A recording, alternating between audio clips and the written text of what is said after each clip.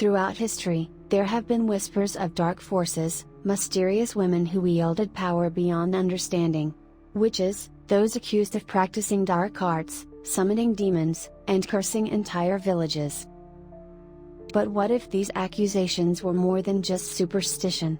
What if these women weren't merely victims of paranoia, but perhaps, in some twisted way, the truth was much darker than we could ever comprehend? In this journey, we'll uncover true, chilling stories of women who were accused of witchcraft, some of whom were executed for crimes they may or may not have committed. Could it be that witches were, in fact, real? Agnes Waterhouse was one of the first women executed for witchcraft in England in 1566. She was accused of using sorcery to kill a man and harming livestock with witchcraft. But her crime? She was a healer. Agnes had treated local villagers for ailments using herbs, and in an age of superstition, that was enough to mark her as a witch. She was condemned to death, but was she truly a witch, or just another victim of fear and paranoia? In 1692, in the infamous Salem witch trials, a woman named Tituba, an enslaved woman from the Caribbean, was accused of being a witch. She was one of the first to be interrogated. In a desperate attempt to save herself, she admitted to practicing witchcraft. But was Tituba really a witch, or was she simply trying to survive in a society ready to destroy her? In a frenzy of accusations, innocent women were convicted on little more than rumors and fear. In 1589, Würzburg, Germany, Veronica was accused of causing a bad harvest through witchcraft. She had gathered herbs for healing, but in a time of crisis, any woman who knew how to treat illness was seen as dangerous.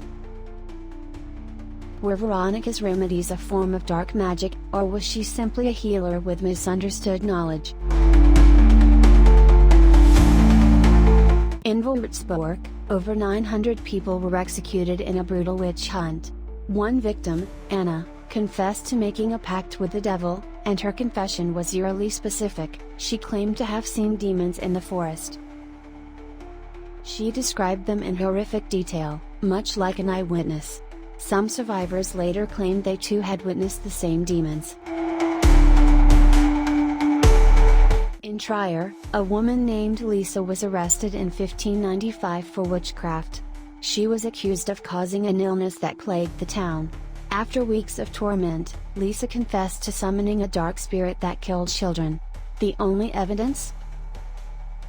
Her terrified and broken confession, made under pain so unbearable that her own words became a chilling testament to her suffering. Ursula Camp, a woman from the small town of Canewton, England, was accused of witchcraft in 1582. Ursula had been known for her healing abilities, using herbs to cure ailments, but when the town suffered a series of misfortunes, fear spread like wildfire. She was accused of using witchcraft to cast a spell that caused illness and death.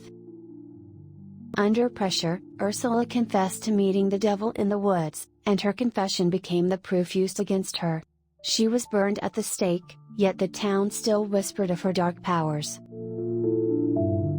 In 1612, 12 people from the area near Pendle Hill, England, were accused of witchcraft. One of the most chilling aspects of the case was the testimony of a young girl, Janet Device, who accused her own mother and other members of her family of witchcraft. The court accepted her testimony as proof, despite the fact that it was based on dreams and visions. Evidence against them included a strange spirit that would appear to the women, and testimony that they caused harm to children and animals. They were all hanged. Alice Molland, an elderly woman from Devon, was accused of witchcraft in 1586. She was tortured and forced into confessing to making pacts with the devil. The evidence included strange marks found on her body, which were interpreted as witches' marks.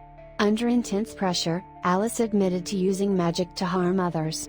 Despite her confession, there was no real proof, just superstition. The marks on her body were simply natural blemishes. Nevertheless, she was burned at the stake. In 1324, The abbess of a convent in Kilbeggan, Ireland, was accused of witchcraft after a series of mysterious deaths occurred in the town. The evidence presented against her was a vial of liquid found in her possession, which was said to have been cursed. It was believed to be a potion used to summon demons and cause death. The abbess was tried, and although she claimed to be innocent, the court's fear of her growing influence led to her execution. In 1621, Elizabeth Sawyer, a poor woman from Edmonton, England, was accused of witchcraft after a series of misfortunes struck the town. Her reputation as a hag who lived on the edge of the village had already caused whispers. But it was when a local farmer accused her of using magic to cause his crops to fail and his animals to die that she was arrested. The testimony against her was bizarre. She was said to have been seen in the company of a black cat, and some villagers claimed she had bewitched them. Despite a lack of real evidence, she was hanged. In 1675, Tersager, Sweden, saw one of the most brutal witch hunts in the country's history. Over 70 women were accused of witchcraft after a series of strange events, including crop failures and illness, struck the region. The accused were tortured until they confessed to having entered pacts with the devil. The confessions, which included details about satanic rituals and flying during the night, were taken as evidence of the women's guilt. Their witches' marks, strange scars and birthmarks, were seen as proof of their association with the devil. They were executed, but were they truly witches, or just victims of a growing fear of the unknown? In the Old Testament, the witch of Endor is said to have summoned the spirit of the prophet Samuel for King Saul. This woman, a medium or necromancer, was accused of practicing dark arts by calling upon the dead. The story paints a chilling image of a woman able to bridge the gap between the living and the dead, raising questions about the reality of supernatural powers. Although the story is from a religious text, it inspired generations of witch hunts. Were these women truly witches, or just victims of fear and ignorance? The marks on their skin, the whispers of dark rituals, the strange occurrences, were they coincidences or proof of something far more sinister? History has burned its verdict into the past, but the question remains, were witches real? Or are they still among us, waiting in the shadows?